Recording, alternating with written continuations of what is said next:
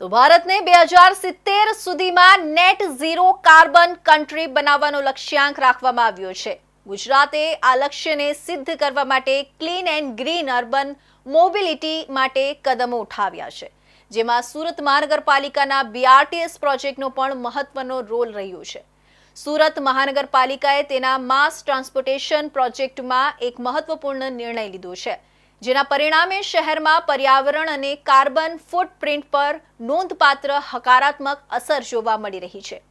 SMCએ BRTSના તમામ 13 રૂટ પર દોડતી કુલ 352 ડીઝલ બસોને સંપૂર્ણપણે ઇલેક્ટ્રિક બસમાં રૂપાંતરિત કરી દીધી છે, જેના કારણે વાર્ષિક 18 લાખ લીટર ડીઝલની બચત પણ થઈ છે। સાથે દર મહિને 200 ટન કાર્બન ડાયોક્સાઇડનો ઘટાડો નોંધાયો છે। મહાનગરપાલિકાના આ નિર્ણયથી શહેરને ગ્રીન ટ્રાન્સપોર્ટેશનની દિશામાં મોટો વેગ મળ્યો છે। BRTS રૂટને ગ્રીન રૂટ તરીકે ડિઝાઇન કરવામાં આવ્યો છે।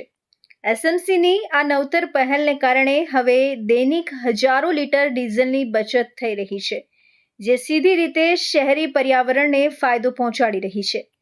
શહેરમાં દરરોજ 2 લાખથી વધુ મુસાફરો માસ ટ્રાન્સપોર્ટેશન સુવિધાનો લાભ લે છે, જે પૈકી 1,25,000થી વધુ મુસાફરો BRTS રૂટ પર દોડતી આ 352 ઇલેક્ટ્રિક બસમાં સવારી કરી રહ્યા છે।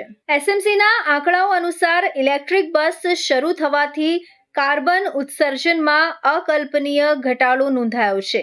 ડીઝલ બસ દૈનિક સરેરાશ 25,000 કિલોમીટર ચાલતી હતી અને ડીઝલને કારણે દર કિલોમીટરે 0.25 કિલો કાર્બન ડાયોક્સાઇડ CO2નું ઉત્સર્જન થતું હતું।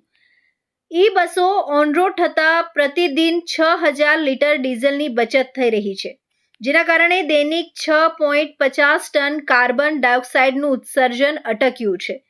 વાર્ષિક ગણતરી મુજબ SMCએ વર્ષે 2,372.50 ટન CO2 હવામાં ભળતો અટકાવી દીધો છે, જે દર મહિને આશરે 200 ટન કાર્બન ડાયોક્સાઇડનો ઘટાડો દર્શાવે છે।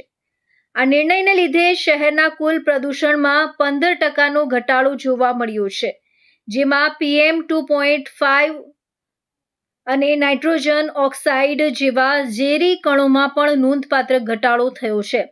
વાર્ષિક 18 લાખ લીટરથી વધુ ડીઝલનો ધુમાડો થતો અટકાવી શકાયો છે। ટ્રાન્સપોર્ટ વાહન વિભાગના ચેરમેન સોમનાથ મરાઠેના જણાવ્યા અનુસાર પર્યાવરણીય ફાયદાની સાથે બસ આર્થિક રીતે પણ ફાયદાકારક છે।